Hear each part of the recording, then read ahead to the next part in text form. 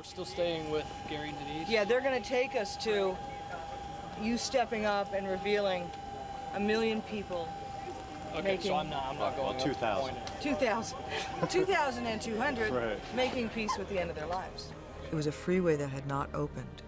They had just paved it, and they said, you guys can film here. And they had at least a mile, literally a mile, of extras in their cars.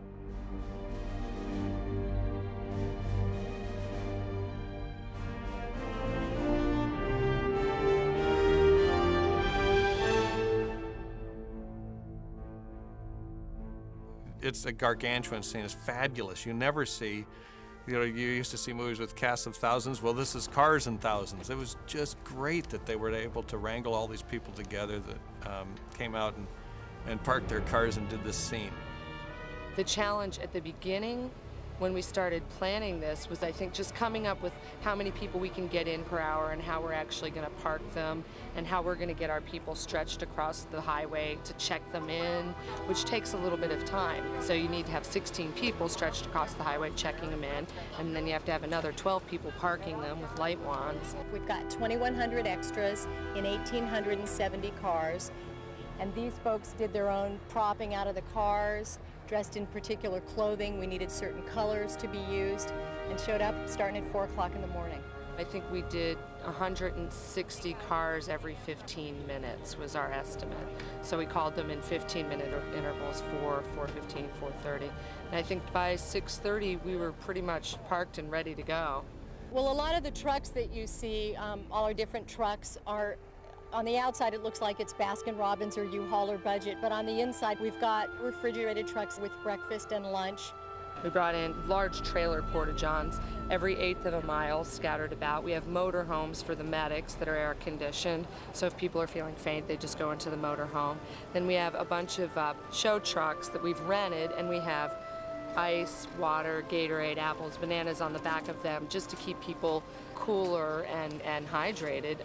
I've been in big crowd scenes and never this hot before. And there is not a tree on this freeway. It's rough. It's very hot. It's been a real challenge for all of us and a great weight loss thing. I thought it'd be exciting, it'd be something different. I saw the ad in the paper. I've never been in a movie before, and I thought it'd be really neat. We did a couple of open calls, one at a high school in Manassas. I flew out in May, hired a local group here. They did a great job. And then we also did an open call in D.C. Most of the people, 80% of the people here on the freeway this morning are from Manassas.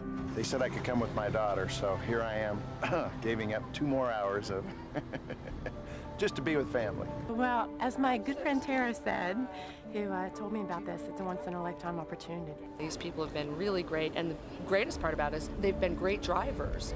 You know, you'd think you'd get some really crummy drivers. We've had maybe one fender bender, if any, and just really good drivers. It's very difficult to back up in this kind of a situation, and all of these people have managed to do it without running anybody over, without knocking into other cars. They've been great drivers. What we did to communicate with 2,000 people is we had to organize an AM frequency so that we can speak to every one of these people through their own radio. It took some doing to get it to happen. We were actually trying to get an FM station cleared and bring in a transmitter from LA, which was very expensive. But Virginia Department of Transportation just chimed in when they sort of heard us talking about it. They said, hey, we got this brand new transmitter and we think this could work. And sure enough, it does. It was just great. And it took about 8 weeks of the most complicated paperwork and logistical nightmare dealing with the Department of Transportation, the FCC, but it works like a charm. We have one walkie-talkie that our first AD talks with, and all 2,000 people can hear them. They just turn their radio on. All right, action cars pulling forward and hopping. Police guys, action. Okay, copy done. I'll get that to you. I'll make sure you have it. It was hugely challenging, and I shot first unit. I had second unit getting shots of people looking at comets. And it was really challenging to shoot with a tiny little baby, the giving up of the baby. in the midst of all this traffic. Quickly. Come on. Mom. No arguing. Let's get him in here. Help me with him. Still make it. Let's get him in here. Watch his feet.